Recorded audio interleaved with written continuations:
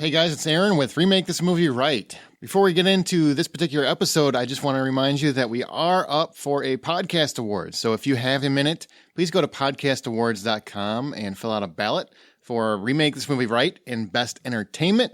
That's Remake This Movie Right in Best Entertainment. We're really looking forward to hopefully taking that prize home, but we can't do it without your vote. So if you please go to podcastawards.com and vote for Remake This Movie Right in Best Entertainment. And People's Choice, you can do that as well. We really appreciate it. Now it's time for our latest episode. That's right, this time we are going to take on the Tom Hanks and Daryl Hannah classic, where a man falls for a mermaid, and they end up with a relationship that leads to happily ever after underwater? I'm not quite sure, but we're going to see if we can make things a little brighter as we remake Splash Right.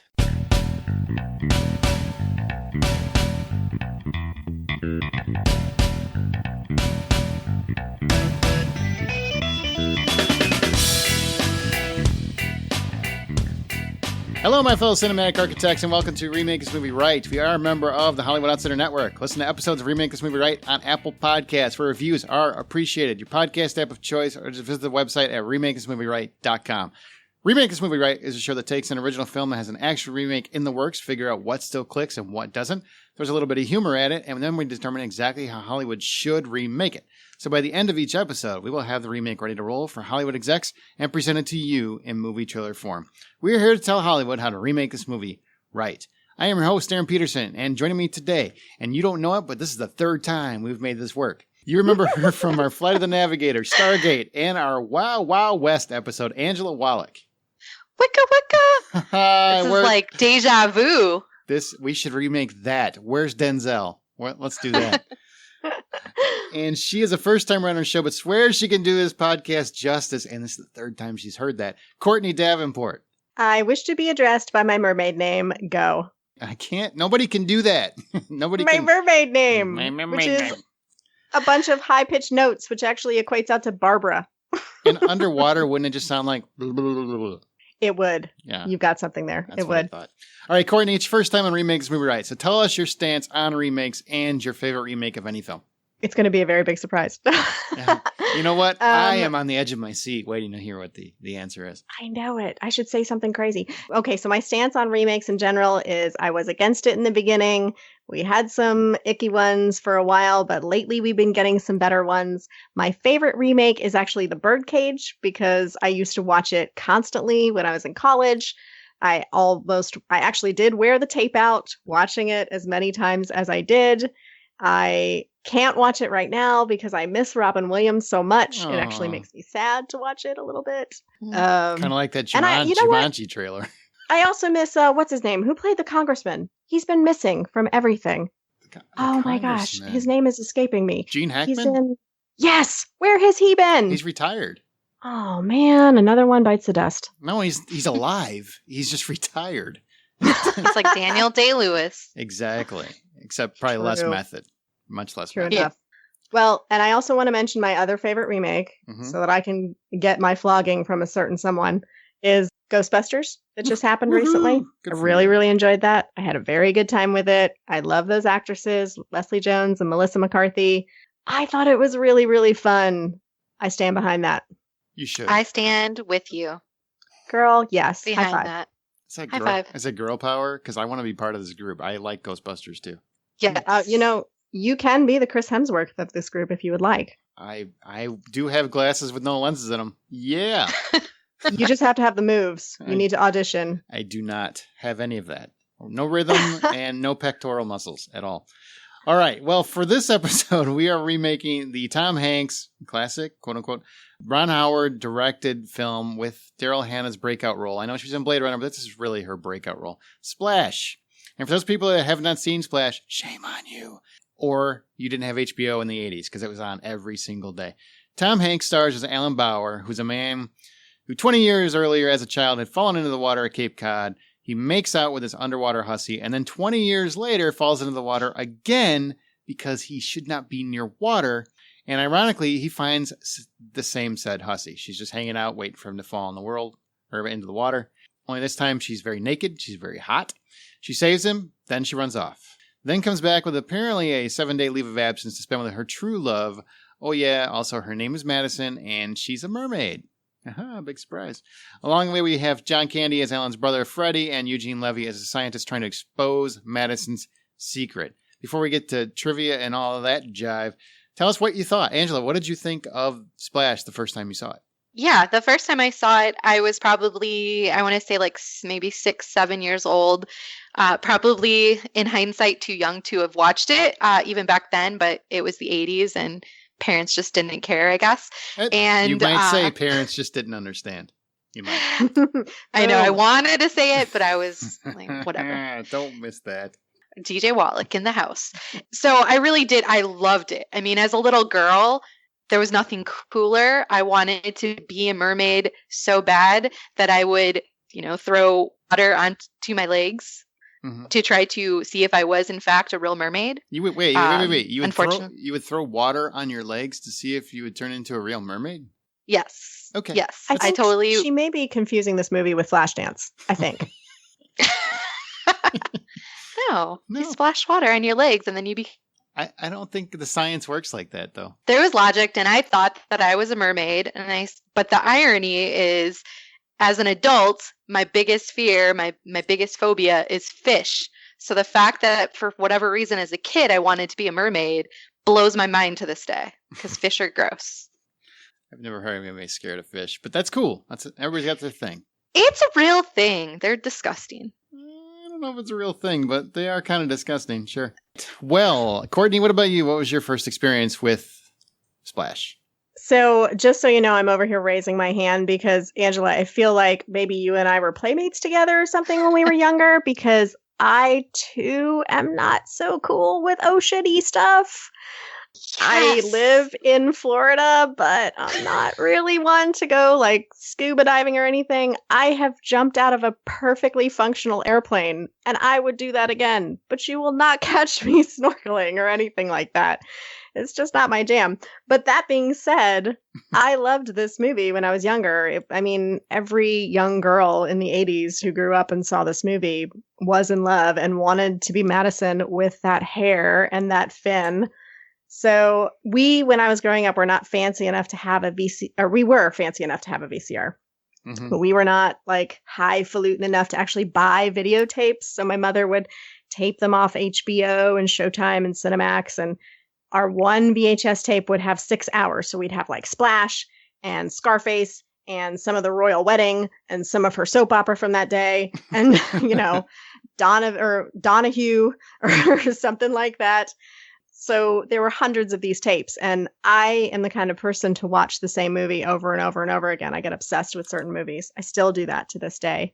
And so I would watch Splash like crazy. And of course, I too wanted to be a mermaid, not when I grew up, but in my, daydreams.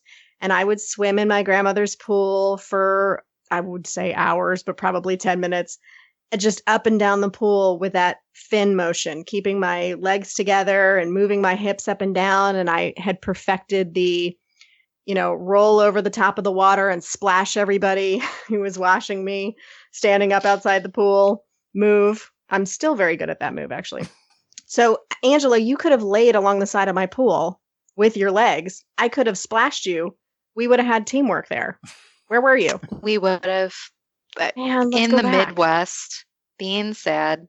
Aww. Because I wasn't a mermaid. Where were you? I was in the Midwest being sad. I was in the Midwest.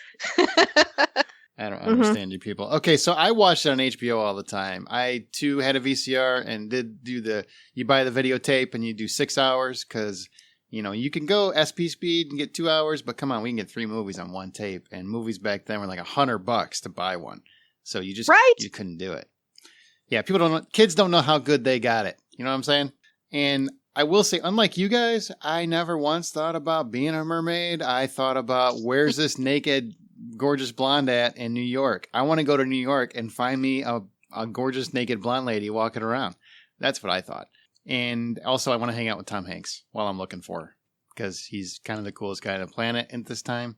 And that's what I remember. I remember watching the movie over and over, because Tom Hanks is super funny, and I love this movie, Volunteers.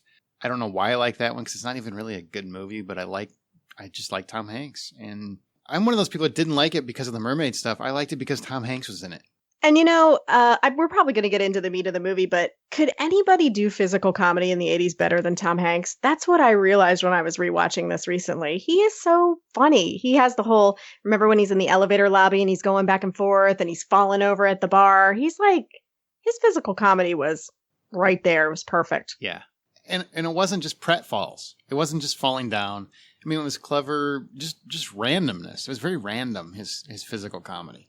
I know, and his roles nowadays are so solemn and so serious. It's like Sully, who's the hero, and Apollo 13 and all these things. But he was genuinely really funny and charming when he was younger. So it made me very happy to remember that about him.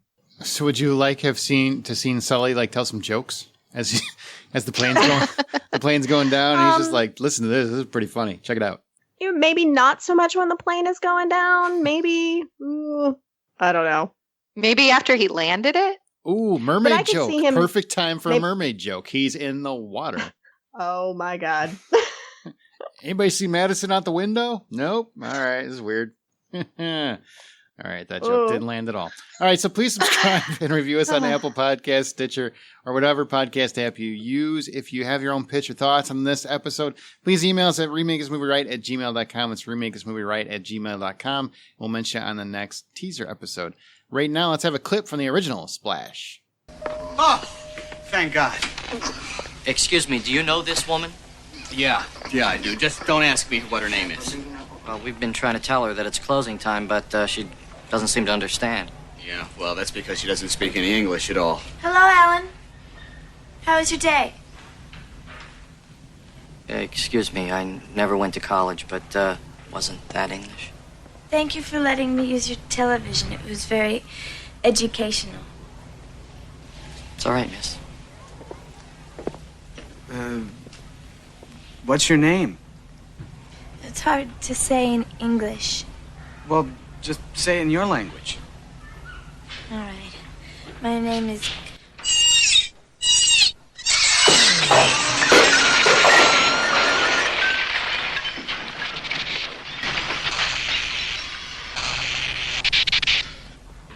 Hey, how about those Knicks? Okay, before we get into what we love and didn't love about the original, you guys ready for some trivia? Heck yeah. I feel like that was not genuine enough, Angela. I would like a little more genuine. Heck yeah, not heck yeah, we have to because you said we have to, Aaron. Let's see. Heck yeah. That's so much better. I really appreciate that. That's what I'm here for. I appreciate it. All right, so this movie is credited with introducing the girl's name Madison, which has since become one of the most popular names for newborn girls in the early 21st century. Anybody know that? I read that just recently. That's really interesting, too. I actually know that very well because another thing about me is that I'm extremely interested in names. I've been interested in names since I was a little girl, so I'm constantly tracking like name popularity and everything. And yes, Madison premiered on the top 100 in the year 2000 in the slot number 3. Really? Oh yeah. Don't come for me when it comes to names. I know my stuff. No, I just mean it's so random that you know that off the top of your head, but that's very it is cool. Super random, and I'm going to geek out for just a second about it because that whole Madison thing. So there was a big wave in the late 90s and 2000s of girls' names being typical last names or traditional last names, like the Madisons, the Taylors, the Jordans, the Harpers. And so now the pendulum has swung all the way to super feminine names now, like the Ellas and the Emmas and the Isabellas. Uh-huh. That I'm ending my name geek out. Sorry about that. But yes, Madison came to prominence. I didn't have any of that. So that's fantastic. Now you know. Oh, all right. Well, Ariel, you got anything on Ariel before I mention the trivia? You want to throw anything? Actually, Ariel used to be a boy's name. Yes. I would argue it still is, but what are you going to do? All right. I had a professor whose first name was Ariel, but she did not like to be pronounced Ariel. She wanted it to be pronounced Ariel. Just thought you guys would like to know that. And you have to, because otherwise you fail, right? Yeah, it's like my professor. When am I going to be like, no, for real, it's Ariel, but okay, Ariel. We all saw The Little Mermaid, Bob. Mm-hmm. We know how it's supposed to be. All right. Well, Ariel in The Little Mermaid was originally blonde, but was made a redhead to look different from Madison. It's that makes sense, I guess. They want to make its own thing. At the time of filming, Daryl Hannah was extremely shy about her body. That part is kind of shocking. According to director Ron Howard, she wore both Band-Aids and makeup over her nipples to conceal them. I thought it was fascinating. Apparently, I'm the only one that did. All right. I thought this was the moment that you were going to voice your strong disapproval for the Band-Aids. No. It's a family film. I don't want gratuitous nudity. I just want to know where the hot naked lady is walking around New York City. That's all. The first film released under Disney's Touchstone Pictures label, which was created just so the studio could release more adult-oriented fare like this. And then, lastly, two kind of big ones, and they're both about Daryl Hannah. She's a vegetarian, or at least was at this time. She refused to eat real lobster for the restaurant scene. So the crew, they scooped out the insides of real cooked lobsters and filled them with a thick tofu-like paste. And Ron Howard said Hannah cried after each take over the deaths of the lobsters for their shells. Whoa. I did not know that. So dramatic. I'm not a person who eats lobster or a whole lot of fish. I'll have sushi, but I don't know what would be worse. The lobster or like weird, mushed up tofu. I don't know about that. I think I'm more concerned that at some point she must have said, I'm okay with you killing the lobsters for you to scoop them out and then I won't eat the lobster, but they're still going to die. So you might as well have lobster. I mean, it's so much, I assume, better than tofu, right? I don't eat lobster. I don't have any idea. I think if you put anything in butter, it's probably okay. So I don't know. I don't know about tofu and butter, though. That's still probably pretty gross. Yeah. Mm-hmm. It's still tofu. Yep. Butter doesn't change that. And Daryl Hannah had been swimming mermaid style with her legs bound together since she was a child. But she says, due to her fascination with Hans Christian Andersen's The Little Mermaid. Daryl Hannah also swam with the mermaid tail so fast that her safety team had a hard time keeping up with her. Tom Hanks recalled how the other cast members would drop French fries over the side of the tank to her as though she was a trained sea mammal, for she couldn't leave the water with her legs because they were like shrink wrapped. How many potatoes had to die for those French fries? She wouldn't eat the lobster. I'm just picturing Tom Hanks dangling French fries over. Come here, Daryl. You're so cute. Yeah, I read that like the putting on the legs could take up to 8 hours. And so once the legs were on, she basically couldn't go to the bathroom or do anything for the whole time of like shooting or filming or whatever. And also the legs were so painful to her that she stayed in the water. So that's why they were feeding her, because she like in between takes, she would just stay in the water because she felt more comfortable in the water. I'm like, that's some damn dedication. Do you think it's possible that she stayed in the water because she couldn't get out of the tail to go to the bathroom? You know what I mean? That'd be pretty gross. I don't want to ruin your image of Daryl Hannah, but I would do it. I'm like, I can't get out of this thing for 8 hours? Yeah, leave me in the pool. We'll be fine. Everybody does it. Yeah, all the kids are doing it. Did you guys know there was a TV movie sequel, by the way, called Splash 2, TOO? I literally just learned about that, and I'm like, I'm scarred by this fact. The description is fantastic. It's Alan and Madison return to New York to save Alan's business and a dolphin in captivity. And it was a TV movie, by the way. It's not a real movie. Yeah. Nope. Oh, boy. Okay, so what makes this movie so notable for you guys? This is where we talk about what we loved. What did you love about the movie? Courtney? Well, it's kind of a fabulous cornucopia of all things 80s. I mean, especially revisiting it now, the fashions and the print shop opening titles with the waves and the Richard Simmons and the Crazy Eddie commercials and even the cigarette ads on the taxis. Like, it was just this beautiful little capsule of all things 80s, mostly the fashions, because I geek out over the clothes, at least. Well, I would echo what Courtney said. Definitely like the time capsule of the 80s, that it's just a gem. And on top of that, just other little things that are like my favorite parts of it. The whole cast is great. I mean, this just brilliant cast. I mean, Eugene Levy just cracks me up in this. Tom Hanks is, absolutely charming, phenomenal. Daryl Hannah is perfect, but I love John Candy, and I miss John Candy so much. I mean, John Candy, besides this movie, John Candy played Barf in Spaceballs. I'm going to plug it because it's my favorite movie ever. And so I just love John Candy. And anytime he's on, any scene John Candy is in this film, he steals the scene for me. So he's the best. And then, there's just different little scenes that still like are extremely, they just bring back lots of memories. The lobster eating scene, which you guys talked about, obviously, like Courtney said, when she goes through basically her Pretty Woman style montage through the shopping mall. Absolutely love it. I mean, when she tries to say her name and breaks the televisions, just there's some classic stuff. When she shows up nude at the Statue of Liberty and the tour guide goes, "Bocce balls." Yeah. I love that. Actually, I forgot how many iconic lines are in this movie. That whole, when Tom Hanks is at the church at the wedding and everybody's like, "Where's Victoria?" And she's like, "She left me. That's the news. You want the weather?" That was so funny. That was so good. He yells so much in this movie. I was just like, Tom Hanks no, they can't. He is the best yeller ever. I would love to be yelled at by Tom Hanks. I know. But I was like thinking about that. I'm like, he literally probably yells like 75% of his lines in this movie. The cherries. All the cherries. I echo you. John Candy. And I think partly because he's gone, so you don't see many movies of his anymore unless you go to intentionally watch them. So it's when you put it on, I honestly forgot John Candy was in it for a little bit.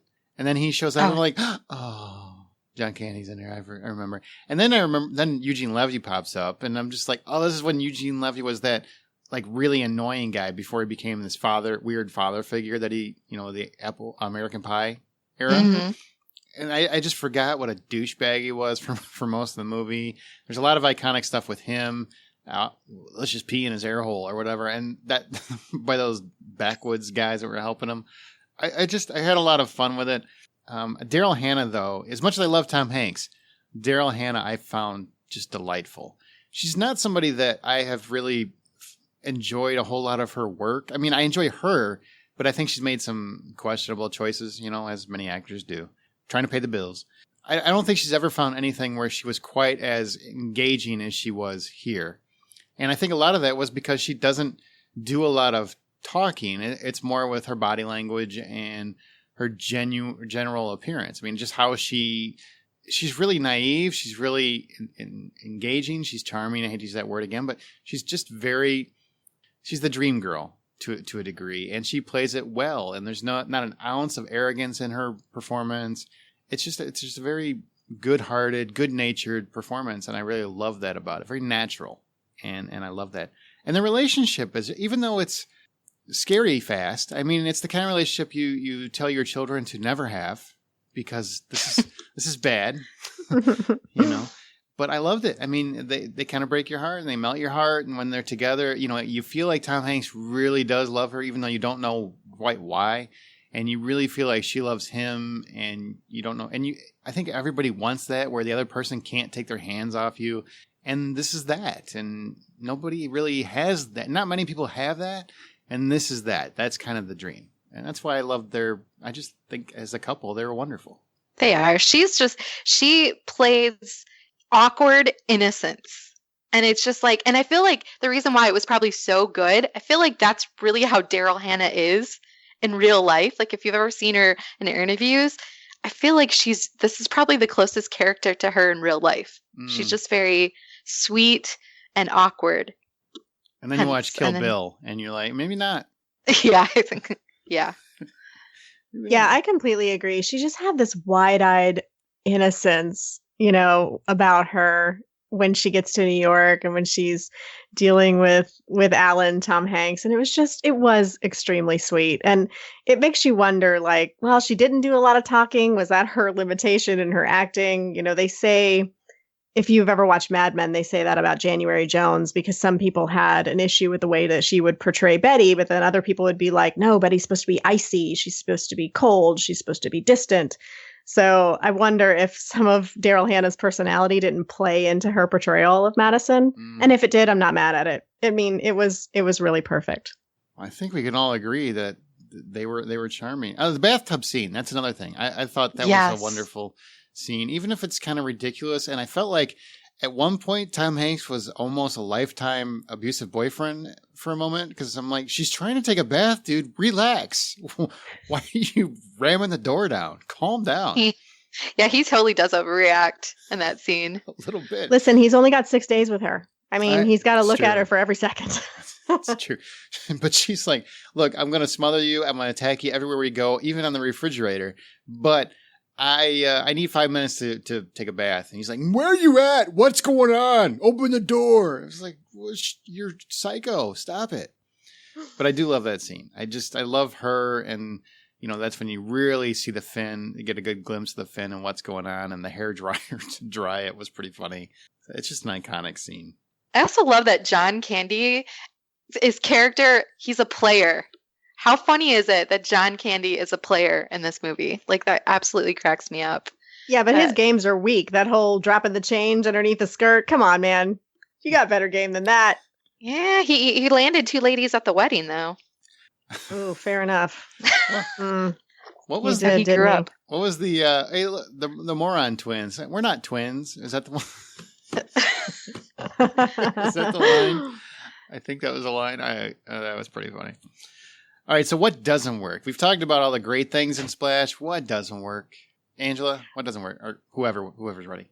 I think a lot of it did. A couple of things that I think didn't necessarily not work, but maybe could be improved upon. And I go back and forth on this one, so which we can touch on when we go to like the actual remake, is you don't really know much about like the mermaid background, but I go back and forth if I really want to know or if I don't want to know about the mermaid background. So, but that's something we could potentially improve upon. I also think the beginning scene, I love the beginning scene of them, you know, on the boat at Cape Cod. I love that. But I feel like the little boy jumps in and like you just don't see the mermaid at first. So you're just like, why is this kid jumping into the water? It just kind of always like threw me.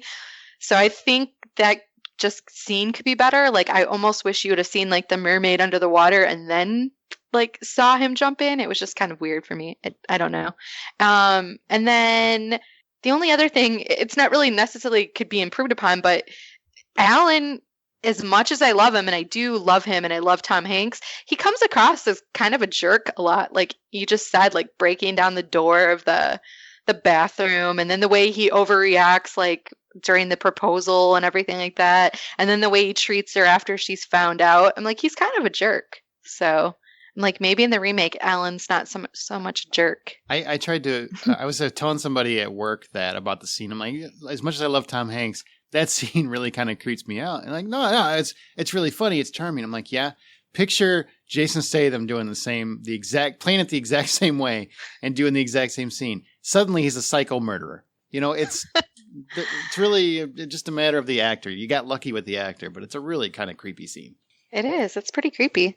Yeah, to our modern sensibilities, it'd be like, can a girl get a moment to like shave her armpits or something? Like, why you gotta bust in this door right now?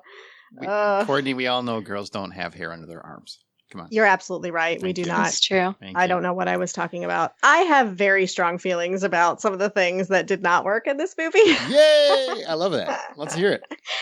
So that ending, they just live in the water now. He just breathes under the water and they just live there. Under the sea with Sebastian. That's what they're doing right now. Let me remind you of the beginning of this conversation, how Courtney is not down with the ocean stuff. Mm-hmm. So I was literally talking out loud to my TV as the credits were rolling. Okay, so they just live in the water now. I mean, like Aquaman himself, Jason Momoa, could emerge from the waves and walk slowly towards me and be like, Courtney, my love, my queen, come with me, live in my fishy kingdom. We will be happy forever. And I'd be like, oh, I gotta braid my hair. I'm sorry. I would tell him to bugger off. Yeah. I just couldn't. That ending's gotta change. And we will address that later on, I imagine. I hope so. Also, she should be sunburned. She is pale, gorgeous, beautiful skin, blonde hair, blue eyes. She should have a little bit of a sunburn. As the Florida representative here, I will tell you that you can get sunburned in the water. You can. So maybe it's mermaid DNA. Mermaid I don't magic. know. Maybe she uses her fin for shade. Do you ever think of that? Like she curls it up and she like reclines it. It's kind of like a chair with an umbrella. I mean, maybe she hangs out in the underwater grottos and the caves. I don't know, but yeah, I think she should probably not be so pale. Right. Also, an interesting observation. Did you guys notice? So when the wallet fell into the water and she was, she went over to her wall of Google Maps and she pulled the New York map down. Did you guys notice that her fingernails were painted? I did notice that today. I rewatched it, or yesterday I rewatched it. I was like, I can't, no. First of all, this girl can't go one day without chipping her nails. Could you imagine spending like your whole time underwater? There's no way fingernail polish would stay on your nails. Yeah, I have questions. I have questions about the physics of this nail polish. Number one, how do you get nail polish to stay and harden in water? And where can I get some? Because I can't get fingernail polish to stay and harden on land. And we would be billionaires. Let's do this. Can we go more importantly, how did she get nail polish at all? She's in the ocean. Yeah. It's blowing my mind. Maybe she's like Ariel. She goes and steals stuff. Is it Ariel or Ariel? It's Ariel, not my professor. Whatever Ariel. It is. Does she really have nail polish on? Now I got to go rewatch that. Yes, she totally does. 100%. And it's like an oystery, silvery color, almost like iridescent. So I know that they were going for like a sea-like thing, but it was just like, maybe the costume designer should have stopped short at the nail polish. Everything else was spot on. Mm-hmm. Maybe the nail polish not so much. Wow. Okay. Well, I'll get into my stuff. But first, I want to go back to one thing you said, Courtney. The whole live under the... Can we talk about that ending for a minute? What is the point? I don't understand. So, okay, I get he wants to save her and she's got to hide and he just stole her from the government. So he's going to dive in the ocean. His brother's going to apparently be arrested. His business is going to fold and he's cool with just leaving all that? I know. Like I was talking to my husband about this today, who's never seen the movie, by the way. Mm-hmm. So I'm just like giving him like my issues with the ending. And it's just like, so when I said, when we remake this, it's going to be a happy ending, because I don't think that was a happy ending. Also, he's going to leave his brother who doesn't have anybody. Like, peace out, John Candy. I'm going to go live with my fish woman under the sea. That was just rough. Well, John Candy has a long career of writing penthouse letters ahead of him, so he'll be all right. He'll be in jail writing them because he just got busted, fishing over the government facility, and we never see him again. So we don't know, does he walk away? What happens? And then his brother just jumps in the ocean, never to be heard from again. So he doesn't know that. He doesn't understand that maybe he's going to live in the water. Why would he think that was a thing? So he thinks the mermaid killed his brother. That's what I'm guessing. And so later on, like maybe she comes up, maybe he, she can't find him or something. She's trying to find, where'd Alan go? He went out for a walk in the ocean and never came back. And so she goes and finds Freddie, and Freddie kills her because he thinks she murdered his brother years ago. There's no good coming from this. I don't like it. Oh, that went dark. I know. I'm sorry. I made a whole different kind of movie. So the story is what doesn't work for me.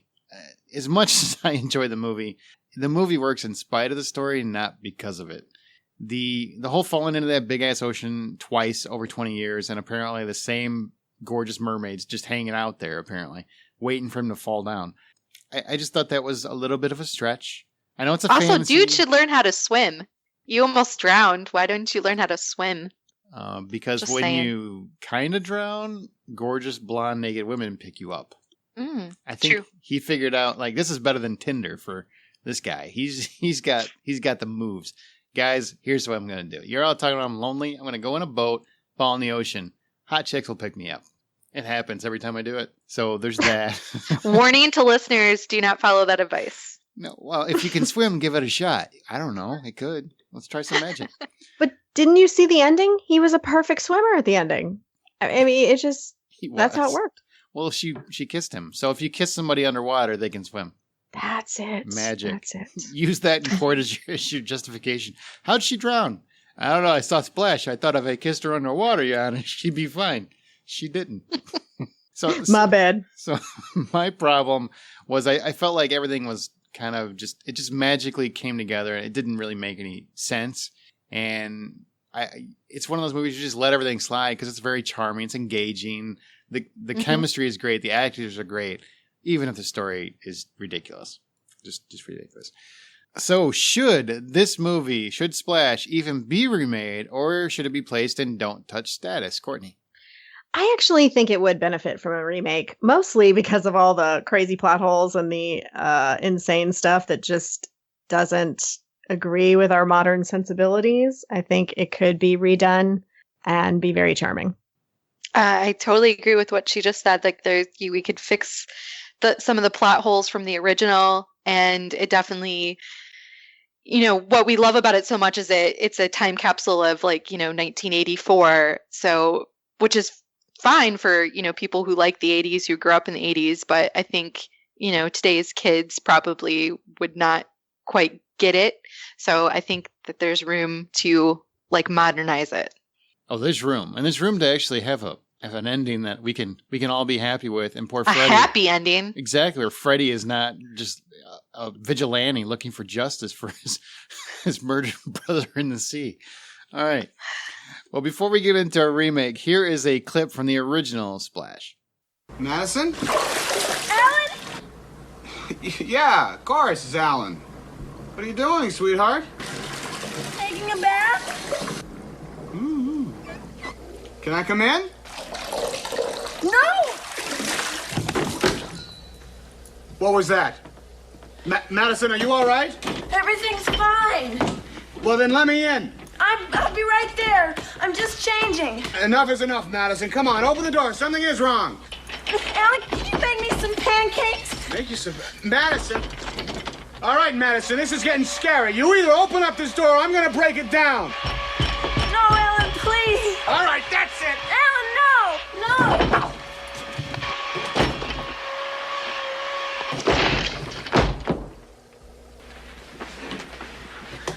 Hi. Hi. Are you okay? Yeah. Well, why wouldn't you let me in?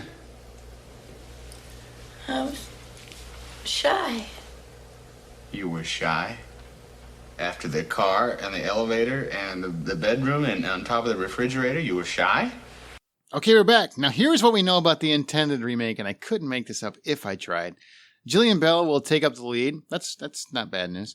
As she falls in love with a merman. Merman. They changed the sex. It's going to be played by Channing Tatum. That's right. It's going to be a guy with a fin and a six-pack. That'll be interesting. It's written by Maria Lewis Ryan. In this version, Tatum will actually play the merman who saves Belle as a girl only to reunite with her 10 years later. Before we move into our remake, do you guys like that idea at all? No way. Yeah, I'm not super feeling it. Tatum can usually charm himself out of a paper bag, but I don't know about the role switching. It makes me a little nervous. I think also it's probably because when we were little girls, we were so obsessed with the mermaid. I wanted to be Madison. So it was I know I thought about that when I was pitching my ideas for a remake. I was thinking about switching, and I'm like, nah, I don't think I really want to switch. Even though I know that that's what they had already planned. I kind of like the idea of a mermaid. Yeah, me too. And we were talking about how Daryl Hannah's innocence really helps to sell the whole situation because the story is ludicrous, as we have all established already. So Channing Tatum having that kind of innocence about him it seems really strange and almost undoable, but I don't know. I love Channing Tatum, but there's no way I can see him as this merman without waiting for a Magic Mike routine. There's just no way. I mean, he's going to come out, he's going to be butt naked, and I'll be like, play Pony. Why isn't Pony playing? This is a ripoff. I'd be disappointed. I don't like it. Now I kind of want to watch Magic Mike. All right. Well, since this movie is getting a remake, and as fans, we always think we know the best way to do it. How should Hollywood remake it? Well, here's what we do. We take all the selections that are from each one of us. We're each going to give you our pitch, and we're going to kind of mold it in together to find one cohesive narrative and make one movie. All debates are settled by a best of 3 vote. Each host gets one cut per episode to be used whenever they are extremely passionate about any idea. If you feel like you don't like the direction and you want your way, yell cut, it's your way. Please don't use it for anything ridiculous. Try to use it for something you believe in. Everybody understanding these rules? Yes, sir. Yes, we do. All right. Who wants to throw out their first pitch? Courtney, do you want to go first since you've never done this before? Or do you want to go last because you've never done this before? Oh, why not? I will jump in the pool. All right. Take a dive. So I'm just going to talk about like the changes that I would make to the original story. Okay. This was actually the most difficult part of this exercise for me because I love the original so much and it has such a special place in my heart. It was really hard for me to think about changing such a holy grail. But I thought about what if instead of Alan being, working in the fruit industry, what if he was a scientist? And I sort of combined the Eugene Levy and the John Candy character into being his scientist friend. Let's say they're working on an underwater ship dive. They're exploring a ship that had gone down a while ago. And that's when Alan first sees Madison. He's taken by her beauty. He's trying to see her again. They're on this dive. He manages to take a photograph of her with her face, her beautiful face in the foreground, and then maybe her fin in the background. And then his friend, who I'm just going to call Kornbluth because he's a, mesh of both of those characters, sees the pictures, teasing him about it, maybe, airdrops the picture to his own phone. They head on back to shore. Their scientific adventure is done. Madison winds up following the boat. That's how she winds up in New York. She does the whole Statue of Liberty scene.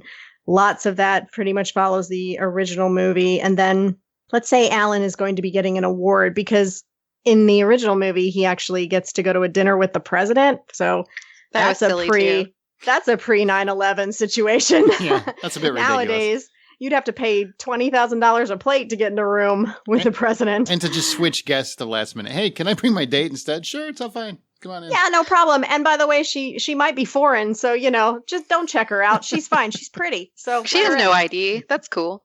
Yeah, no biggie.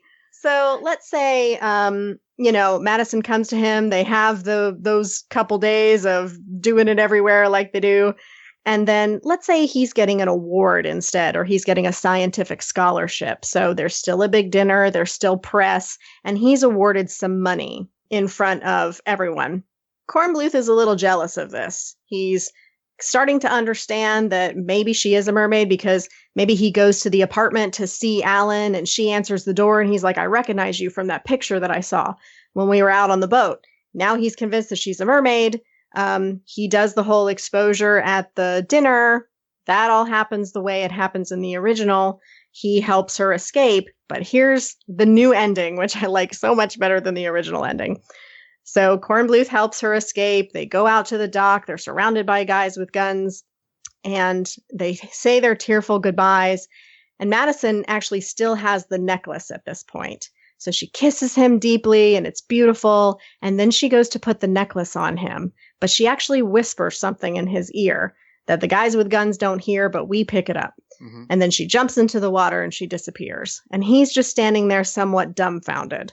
And then it cuts to maybe 6 months later and he's packing up his apartment and Kornbluth is there with him. And Kornbluth is like, I just hate that you have to leave. And Alan's like, I can't stay in this city. Everywhere I go, I see her. I'm so brokenhearted. I'm going to take my scientific money that I won, my scholarship, and I'm going to go and do my research elsewhere because I just can't stay here. It's too painful. So he buys like a houseboat or something and he heads out to where they originally met or in that area. And he's on the houseboat and he's chilling out on the boat. And all of a sudden, boop, there goes her elbows and her little face. And it pops up right on the side of the boat.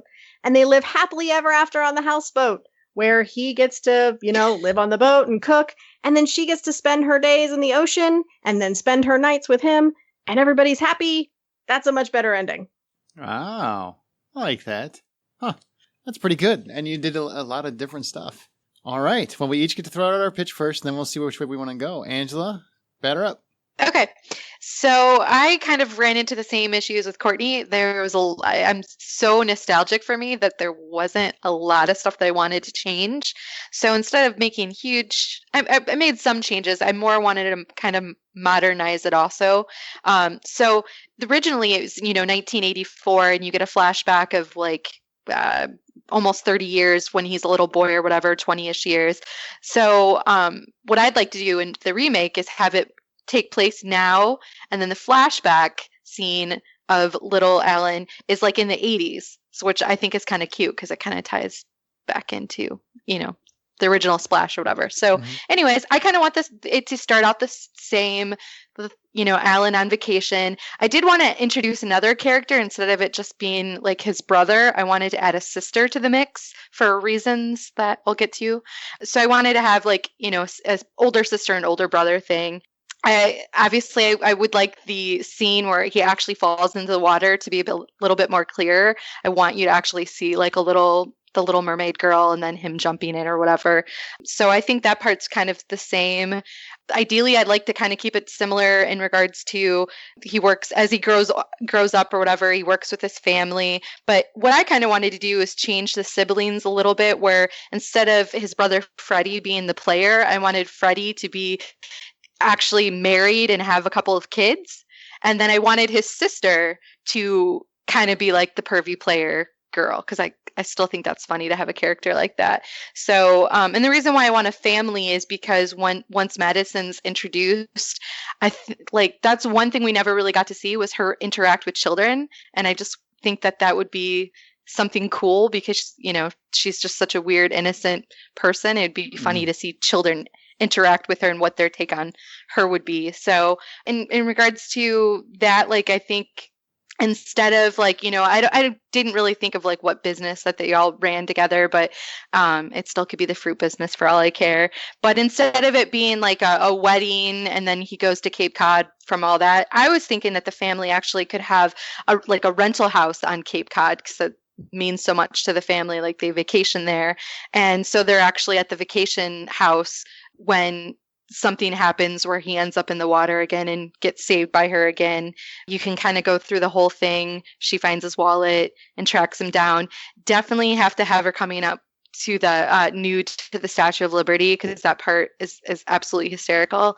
And I think it would be funny, because I think what would happen is instead of her just getting arrested in today's modern times, somebody would have recorded that and it would have went viral. So then there's a nude woman at the Statue of Liberty. So I'm thinking somebody recorded it got uploaded. That's how it went viral. That's how, she ends, I guess she ultimately does get arrested and ends up with Alan, but I need to jump backwards. I'm sorry. I'm jumping back and forth. It's a Memento style law or Splash. That's what we're doing. It's like you do the movie backwards. Seriously, it's Memento. Well, because there is a Dr. Kornbluth in my version. So Dr. Kornbluth at the same time is in the background, he is looking for mermaids or whatever. And you could do the whole scene where he ultimately does see her, but she escapes. So Kornbluth will see the video, and that's how he will track her down. He'll see the YouTube video of her or whatever. So, and then I think it's the same thing that kind of happened. She falls in love. You've got the lovey-dovey stuff. You've got to have the whole montage of her going and getting made over. You've got to have all that cute moments. And then I think, what's special, what would change it is now that they'd be interacting with his family as well. So there'd just be a different kind of dynamic. And then Kornbluth, definitely tries to stalk her like he does in the original. And I was thinking he doesn't have to be at some fancy dinner or anything for him to do the reveal, because again, now everybody's got their phone recording. I mean, he could just, come upon them at a restaurant with the family, maybe they were going to announce their engagement and he's able to throw water on her and people in the restaurant are recording it or whatever. And so then she ends up getting captured due to that. And then her getting whole busted out thing, I think Alan's whole family helps with that. So I would like to see his brother, his sister, and the kids all kind of work to help. And I want Kornbluth I did like that they made Kornbluth a good guy in the end. I really like that he was kind of redeemed. And so I still would like Kornbluth to be involved in the escape or whatever. And then I didn't really come up with an ending, because I was similar to what you said, or we all agreed on. The original ending is pretty depressing. I don't like the idea of him being stuck in the water and then never seeing his family again. So I was just kind of thinking, I mean, we can all kind of mesh one together, but I the like what Courtney said, like even the idea of like him having a houseboat or whatever, just something like there's got to be a way for him to like reconnect with his family at some point. That's all I would like to see. I would like you to see like maybe even like a hint at like, a year or two has passed or whatever, and like the family's out on a boat or vacation or something, and you do see that Alan and Madison are okay and they're happy and whatnot. So, but that's it. Just adding some more characters, modernizing it a little bit. All right. Well, 2 very good pitches. So that's pressure. So I'm going a little different. What I loved about the original was the fantasy tone, but it never seemed like a fantasy. It was very grounded, almost kind of like a working class fantasy, I guess is the way I would say it. Mm-hmm. I really like that. I don't want a merman, but I still want the same characters, Alan and Madison. I would completely remove the scientist and government angle of it in my pitch. I felt like that was just an 80s thing. I want a romantic fish out of water comedy, and I don't want the 10 or 20 years earlier. I don't like that aspect of it at all. I just think it's weird. So here's how I would do it. Alan runs a fish business on the Gulf Coast with his brother, Freddie. His brother still is very fun-loving, but he also takes a lot of shortcuts, which puts their business in jeopardy with the FDA. So Alan is kind of terrified that he's going to lose. Where I would say that it's their dad's business. It's a family business. I do like a family as well. So he has a few drinks. He hops on a boat, just drifts out to sea, and he passes out and wakes up when an ugly storm kicks up. So he tries to get back to shore, but the boat capsizes. He can swim. Unfortunately, the storm and the current and everything is just too strong. So he gets pulled under. But when he wakes up, he meets Madison, this beautiful naked woman who saved him. She can't talk, but he takes her in. Now, I want to point out that that's an important part of the movie that I want to make, is that through the entire movie, my Madison doesn't speak. She doesn't talk. All of her performance would be physical, whether it be comedic or romantic or dramatic, whatever it is. I want it to be a completely physical performance. So he thinks that she's a mute, but he's very taken with her, and he ends up taking her with him. So there isn't that she finds the wallet and hunts him down. She goes with him. He takes her with him because he's worried about her. She comes to Alan's business, and immediately she sees that there's issues with their care of the fish, how they're taking care of and processing the fish. She sees the problem because she's familiar. She pays attention. She's innocent, so therefore she notices things a little quicker than people that deal with it every day. And Freddie is very skeptical of her, especially that she can't talk, and quickly realizes that she knows it was his mistakes. Now, he didn't do anything malicious. He just took shortcuts, and this is what caused the problems with the FDA. And he realizes that she knows it was him that put them all in this situation. So Madison then would kind of guide Alan to save his business simply by leading him to the right decisions, kind of being his moral support, accompanying him on a big dinner where he gets funding to bail the business out and that sort of thing. And only when it seems like Alan is going to find out, like he's just right on the tip of finding out it was Freddie, who was already devastated at this point because he blames himself, Madison does not let him know. The normal movie thing is that the brother would find out, they have a big fight, and they reconcile in the end, blah, blah. I don't want any of that. I want Madison to not let him know because she knows he already feels guilty. There's no reason to put more on everybody's plate. She realizes it wasn't intentional. It was a mistake, and he's already learned from it. And that shows Freddie that she loves Alan. So Freddie comes to believe in her because of that she's willing to do that. So Alan learns her secret with a fluke, like a fire hydrant or something sprays her and it happens. And Madison is captured from the neck down and put on YouTube. So Alan knows that he has to make a decision because eventually they are going to find her. So Madison takes Alan to the sea, or right to the beach, where she kind of draws in the sand pictures explaining that she has to choose where she's going to stay, either here or in the water. She can't stay on both. And she's doing it through physical emoting and through pictures in the sand and just using hand direction. And it's for the audience. It gives an indication that they understand each other. I'm a big fan of love expressed physically as well as verbally. And I think too often in movies, everything is just said. And I love the idea because for the first half of the original Splash, she's really I loved her before she ever spoke a word. And I would like to see that for an entire film. So she's doing that and explaining to him that she has to make a choice and doesn't know what to do. So they kind of exchange longing looks, some physical representation of their love. And then Alan just asks her where she wants to be. And she basically points to his heart and just says, Alan. And then we fade to black. And that's it. That's the ending. Aww, So that's so sweet. It's in your head which way they choose. That's what I did. So now we have 3 different pitches. Which one stuck out with you? I mean, each of you have your own stuff. If you want to say your own stuck out with you the most, that's fine too. Where do you guys gel? Courtney, where's your vibe? Where are you feeling? You want to stay with yours? Do you like another? Do you want to stay with yours? Where are you at? Well, I'm kind of collecting things from all of them that I kind of like, and I think we can mesh them together. I like Angela's idea of having there be a family around Alan. I think that gives a lot of opportunity for a lot of comedy. Me too. Maybe like a grandmother or something that helps in the shenanigans of freeing or whichever we decide in the end. I like the wisecracking sister. Yeah, I'm down with that trope too. And I actually foresee, or I can envision a scene between the sister and Madison with the sister trying to so this is a Kardashian and this is what they do. And Madison just staring at her like, I don't understand. So that could be a lot of comedy gold. I like that. And then I'm also somewhat intrigued by your notion of Madison not ever speaking.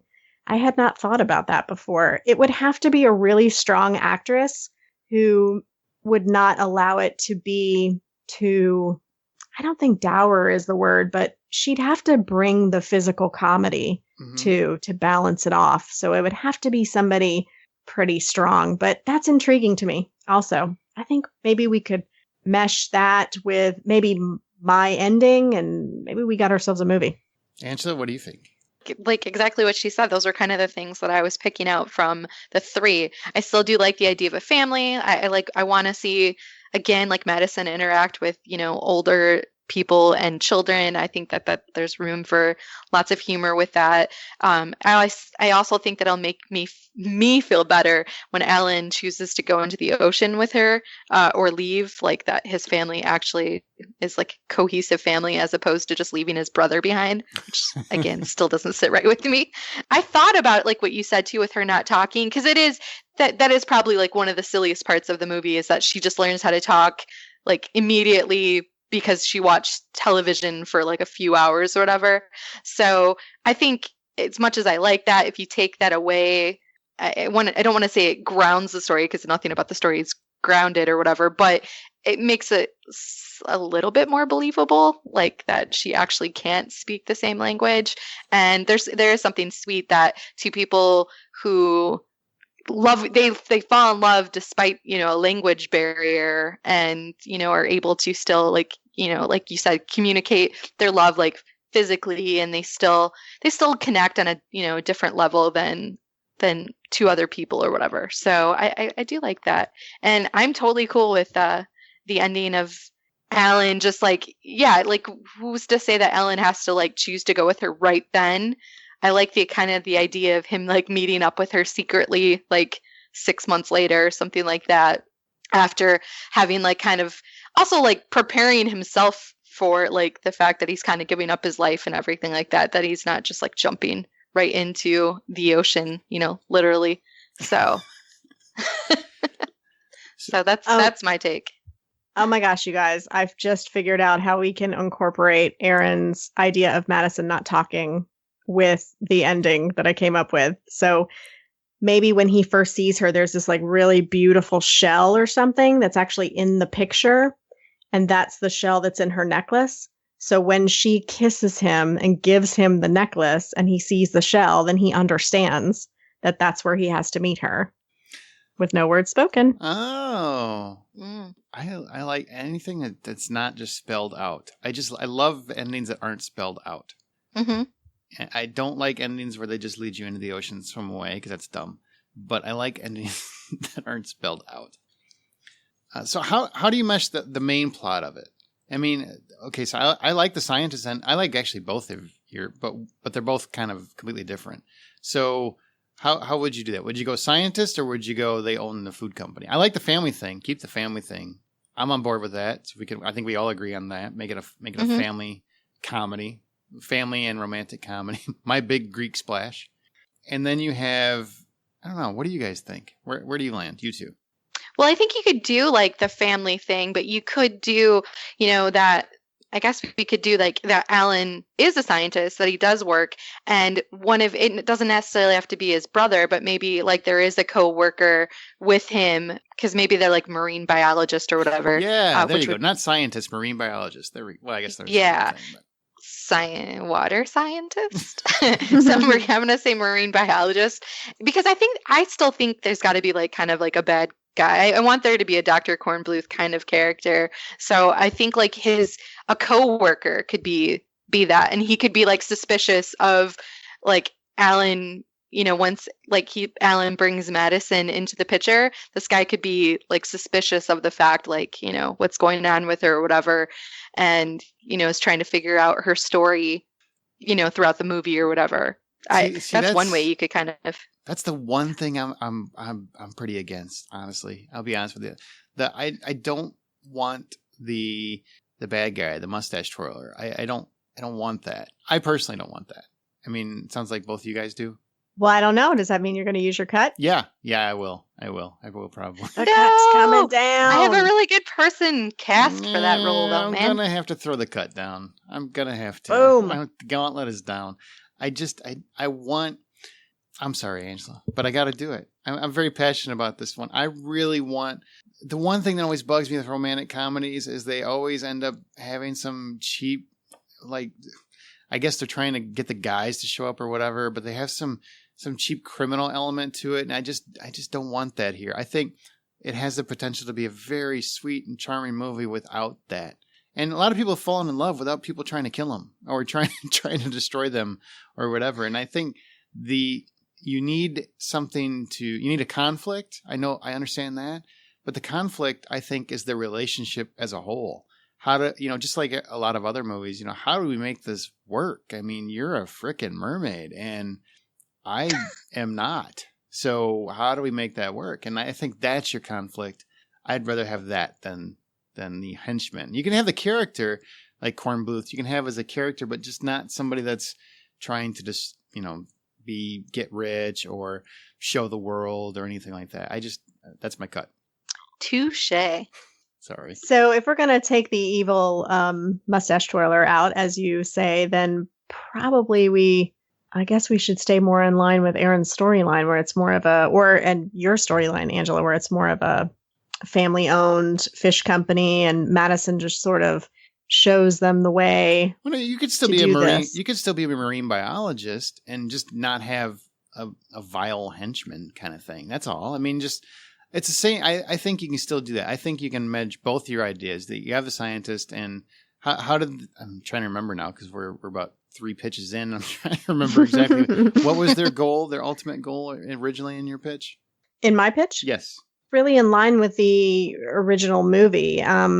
Kornbluth was working off a little bit of jealousy because Alan had won that award or that scholarship. And so he just wanted to be the one to expose her for the fame and the glory, much like in the original movie. So I like scientists, water scientists, marine biologist or something. Maybe could one of the family members be a marine biologist, or actually Alan's a marine biologist and the family owns a produce company. So while he's doing research or he's working at sea, he takes the picture just like you said, because I really think that's a cool idea. Mm-hmm. And maybe his sister or brother is with him at the time and they are there, they witness it, but they don't put it together until later. So then you do have that conflict where they realize that, oh my God, that's the mermaid. That's a mermaid. So you can have a family dynamic about what are you going to do? She's a freaking mermaid, man. I mean, it's almost like having an interracial relationship in 20 years ago when they made those movies. It's kind of like you have a little bit of, what are you doing? It's a mermaid, that sort of play and make it just funnier. So I think you could combine those two. So do you want Alan to know she's a mermaid right away, though? Or you still want him to not find out till later? My pitch is kind of already mostly out of the water, except for the fact that she doesn't talk, as long as you guys are still on board with that. So the rest of it is really you guys' pitch put together. So you decide. What do you guys think? I don't want him to know right away. I want there to be like, because you need to have like a scene where she splashes, she's taking a bath or whatever, and like, oh, she's a mermaid and he doesn't know. I like the idea of him not knowing and then him finding out, when unfortunately maybe like everybody else is going to find out. Because again, you don't have to necessarily make it Dr. Kornbluth is the one who's, going to reveal it since you cut him out. Sure but did. I'm like, she's still like something could have happened where she's out in a public place where it happens. So it's going to go viral. So that could be a reason for her to have to leave. Boom. Boom. Right there. So. Yeah, I agree with that. I really love that scene with her in the tub. So yeah, I'd be fine if he doesn't find out until much later. Her true nature. Like in the tub? or at the fire hydrant? Well, it's turning into a different kind of movie. But, after that, I liked, Aaron, what you said about, it sounded like way later that he would find out. Yes. Yeah, I would find out. Because you fall in love. I don't want him to love her. That's cool. I got myself a mermaid. He just finds out a little bit later. But maybe the family knows. Maybe the brother was there. They did the same thing with the picture, but Alan doesn't realize that it's the same person, but his brother does. And so he brings his sister in on it. They don't know how to tell Alan. So there you've got a family dynamic there going. Maybe something like that. Ooh, I like the sister knowing. Because if we're setting up like this whole funny relationship between the sister who's, kind of a player and kind of crass, maybe something happens where the sister finds out. She finds the picture. The brother has the picture on his wherever, and she finds the picture and realizes that's the same girl, you idiots. Mm-hmm. Because guys are that dumb. We don't pay that close attention. We don't put two and two together. Okay, so I think that part, I think we're still, so I think we have that figured out. I think that's the big part. Do we agree she won't talk? That was my big one. So if we're all in agreement on that, I'm pretty happy. Unless Angela wants to cut me in revenge. I guess it's possible. Revenge cut. No, I'm good with that. Okay, so then you have to come to the end. We have to agree on what the ending would be. Because we each had kind of a different ending. How do you, and that's obviously a big thing that we had with the movie. How would you guys, what is your preference? I know we each have our own basically scripted ending. What do you guys want? You know what? You both have a cut. So why don't you either discuss it and come to a conclusion, or you cut each other? I don't have a cut. I can't do it. We're trying to like promote a girl fight. Kind of. Right. We've just established we're like 7-year-old best friends. We both like grew up wanting to be mermaids. You can't make us fight now, Aaron. That's just mean. Well, my choice is my ending because I like ambiguous, and mine's ambiguous. Neither one of you do. So therefore, y'all must come to a decision. And, I'll see if I want to throw a vote your way, I suppose. Well, Angela, what did you think of my latest idea with the shell and the necklace? Oh, I like that idea. I like that. Because, there's got to be, like, if we're going to go Aaron's route with her not talking, obviously there's got to be some type of way for her to communicate with him very quickly, too, at this point, because she's got to get into the water. So that could be something. And it could be, like, like you said, the shell necklace, it could be, we got to figure out how that ties into where he knows he's got to meet her. So maybe that's where he, like, first took a photo of the woman that is the mermaid, but that he didn't know was the mermaid. So maybe that's like the clue that's where he needs to go to meet her or whatever. I don't need it to be spelled out. Like, I don't need to know everything that they, like, what their living under the water life would be like or not. But I do want you to see that, he still is in touch with his family. Like, at some point. Like, I think that's the big thing for me. I didn't like the idea that he had to, like, cut his family out completely. Well, yours, Courtney, was what the shell identifies that meet me here at the same place, but how would he know the time? Like, she just whispers or she writes in the sand or something, like exactly how long it'll be or something to meet him? Yeah. Originally, I said that he would whisper in his ear, but if we're going to have her not speak, I don't know if the timing is so important, because if she's basically saying, listen, I'm heading back to the place where you met me. I'll be waiting for you. It doesn't really matter when he shows up. And maybe that's where she lives too. So like that's Mm-hmm. her home. So she would just be like, you come here. This is where I'm at. This is where I live. You could do it when he was diving at that time when he took the shell out of the ocean and she made the necklace out of that shell and that's how he knows. You could do that. I mean, it comes together. I like that. I think that's a movie. Hey, right? I agree. And now we should make her like, she'll give him the necklace and then she'll do like the MC Hammer dance into the water because Aaron can't cut it. So we should put something obnoxious in there. That'll be our homage to the 80s. Like she'll do the Cabbage Patch and then she'll jump into the water or something. Oh no, she gets on the boat and he's like, finally I have you. And she's like, no, can't touch this. And then dances on the ocean. Yep. Got it. I agree. I'm on board. I like it. All right, well, we've got a movie. I'm down with it. Who should direct it? Who would be the director for this opus? Anyone have a name in mind? I had listed Nicholas Stoller because he directed, oh my gosh, it's escaping me, the 5-year Engagement with Jason Segel and also Forgetting Sarah Marshall. And I thought he had a really good talent for romantic comedies that were not too girly, even though this is sort of a girly subject. All right. Cool. Angela, do you have anybody? I did. I picked, and I'm going to totally butcher his name. I picked Taika Waititi, who is the director of, Thor Ragnarok, which is not out yet. But he also directed, What We Do in the Shadows, and then Hunt for the Wilder People. Because what I love about the original Splash, and what I really want for the remake is for it to still be, I want it to be whimsical. Like I want it's about a mermaid. It can't, there's got to be some like fantasy whimsy to it. And I think that he does a really good job of that.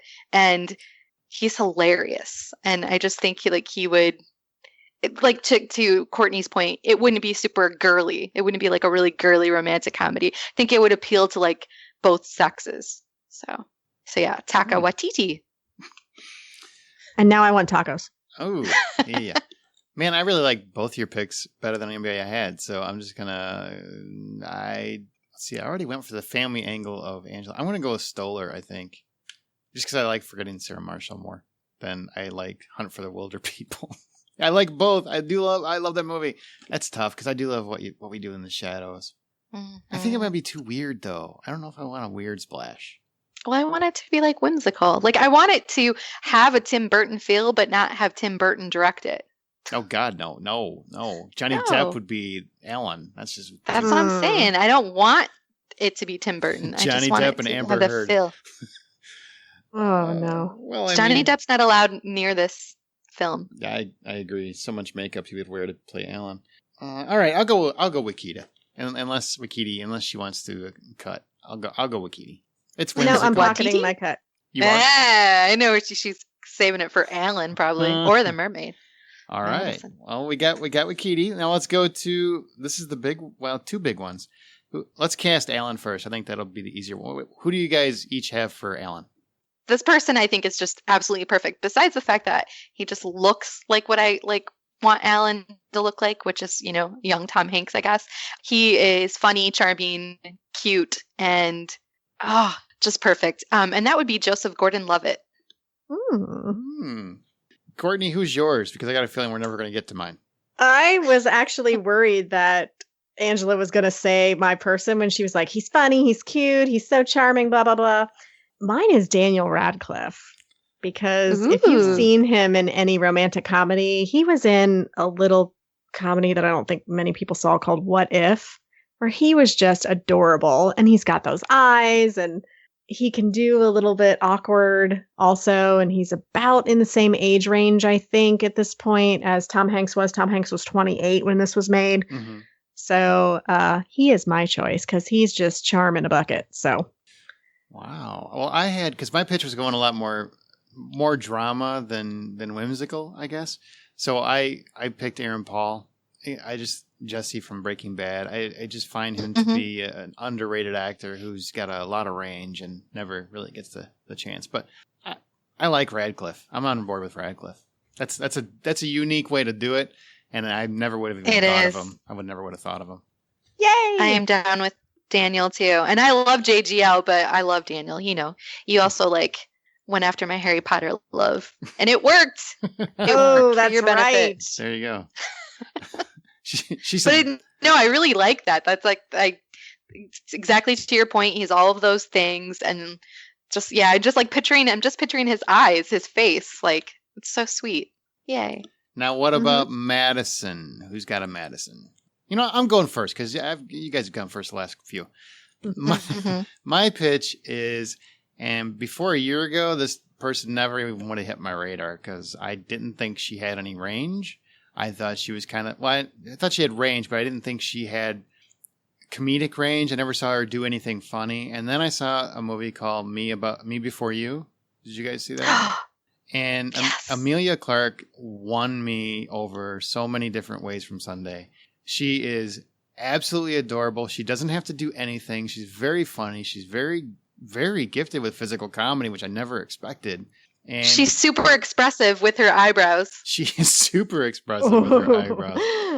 And she's absolutely adorable. And, in Game of Thrones, she's kind of like trying to build into this badass character. But in Me Before You, she was charming and funny and sweet and innocent and everything. And awkward. Everything that I think Madison should be. So that was my pick.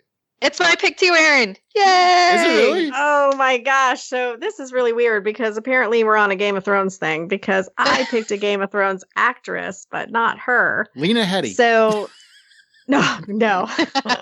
But a good choice. Shame. Right? So as I said before, I actually enjoy like the diversity casting. And so I kind of wanted to get some in here. I chose Natalie Emmanuel, who plays Missandei on Game of Thrones. Actually, she was quiet. She was a little quiet in the beginning. And so she could pull off the quiet stuff. Her shape is just lovely. So, when she gets in that fin, I want someone in the fin who's not a stick insect. I want a little curve to the swerve, if you know what I mean.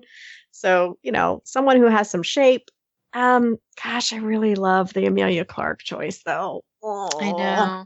And I think you guys might outvote me, but both are really excellent choices. And I have not gotten to see Me Before You, but I've heard such good things about it.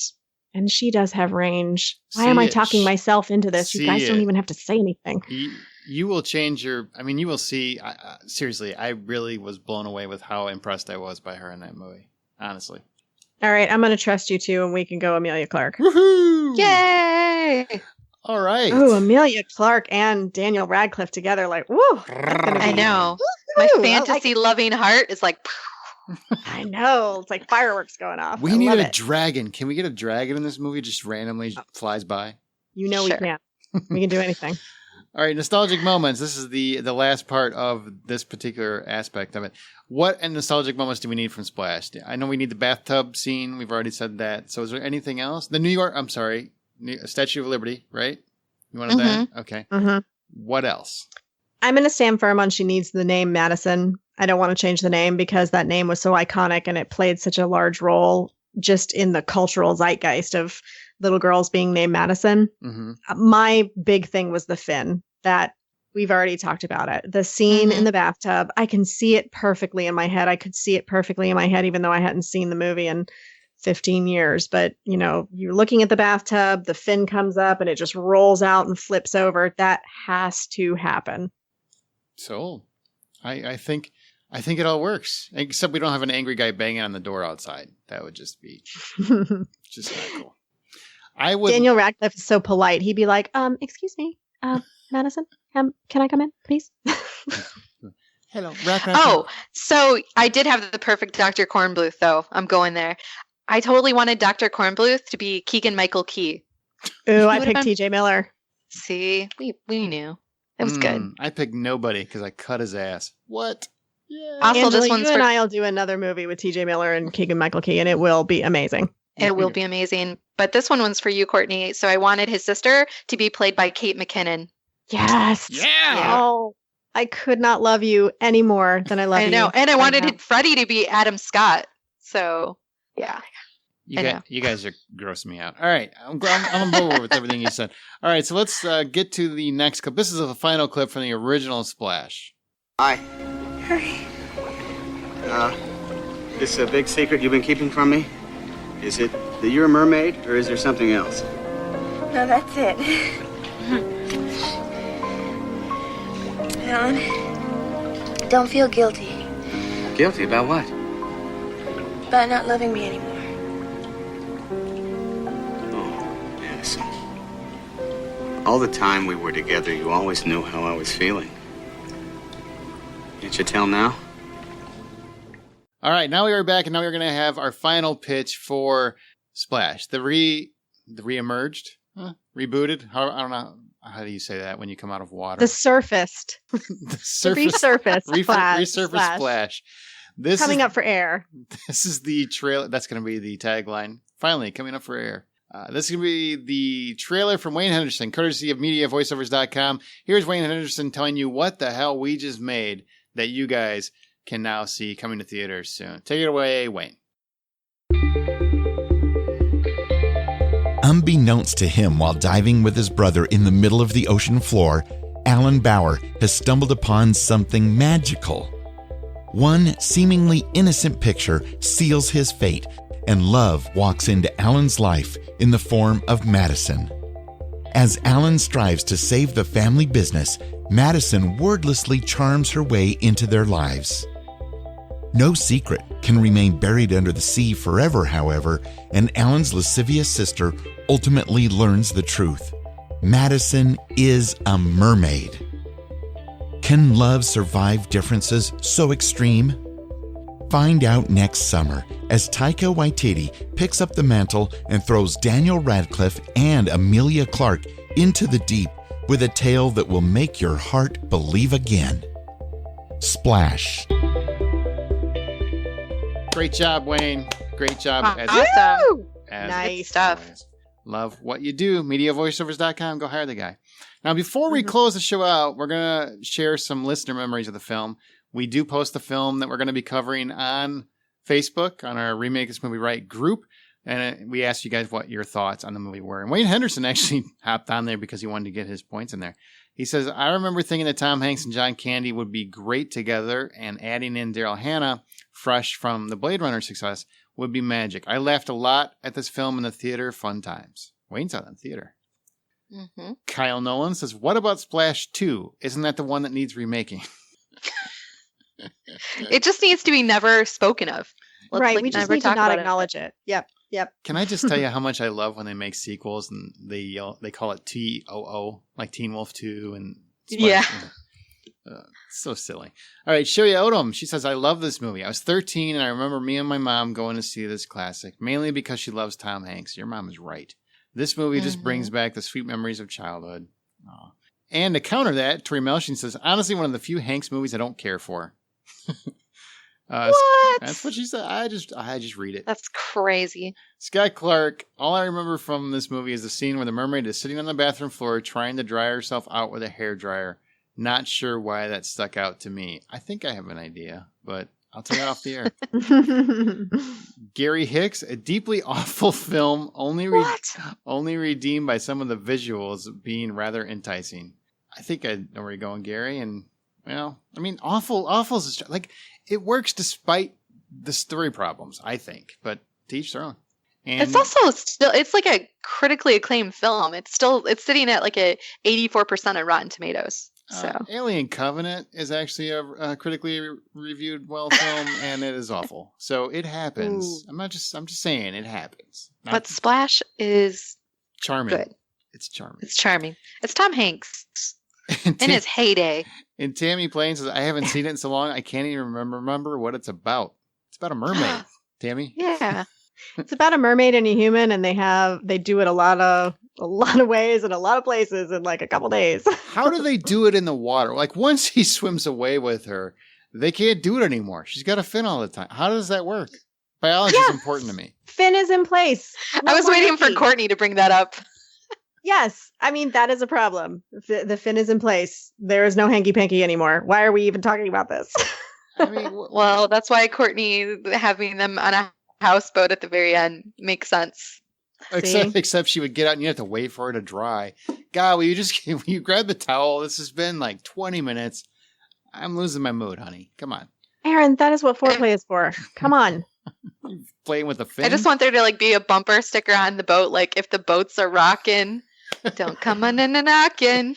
I want that to be the last shot. I am throwing my cut right now.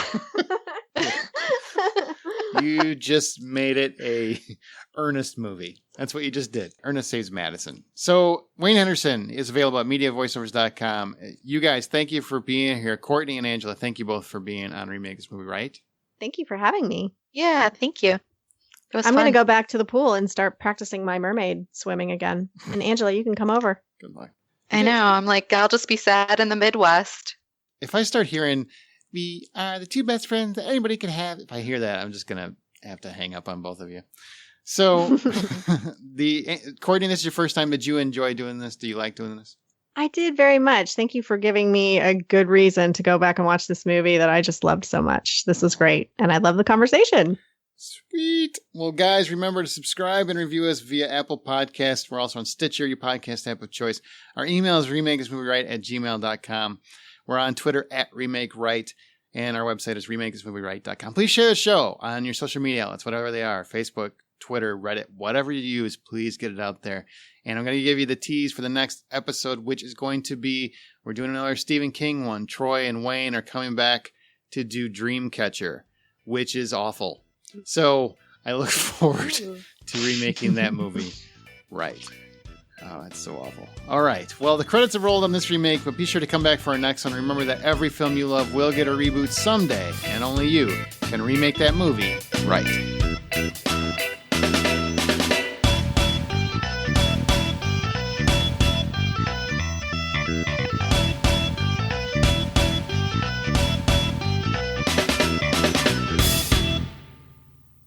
Seriously, where did they go in the ocean? Well, they show like there's like a little underworld like palace-y place. They did? Where was the palace? Oh, yeah. If you watch it through the credits? Yeah, I watched through the whole credits because I was sitting there yelling at the screen. Where was the underworld palace? Wasn't it like a sunken ship? No, it shows you in the background that there's like an underwater like palace thing. Basically, that's where she's from or lives. They hinted at that. I don't remember that. I swear I'm not making this up. I read it in IMDb too, just to make sure that I saw it properly. And yeah. Well, now I'm okay with the ending. Let's redo this podcast right, because now there's a new ending. I think we should start all over and get my pitch. Just make my movie. That's what I want to do.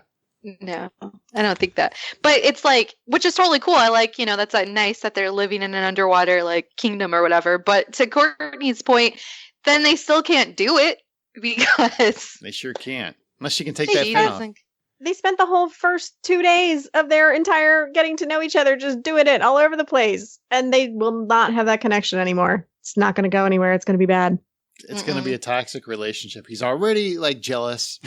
He already is kind of abusive. He beats on doors. I'm kind of worried about her safety. There's no Wi-Fi in the underwater castle. I'm just telling you right now. I would leave her. You can't have no internet. No love is worth that, and no love will withstand it. No love will withstand a lack of Netflix. It's just not happening. Exactly. What are we going to do? We can't do it. And we can't watch Netflix. So there's nothing. We can't Netflix and swim. Great. Like, I'm tired of looking at fish. # Netflix and swim. Oh my God.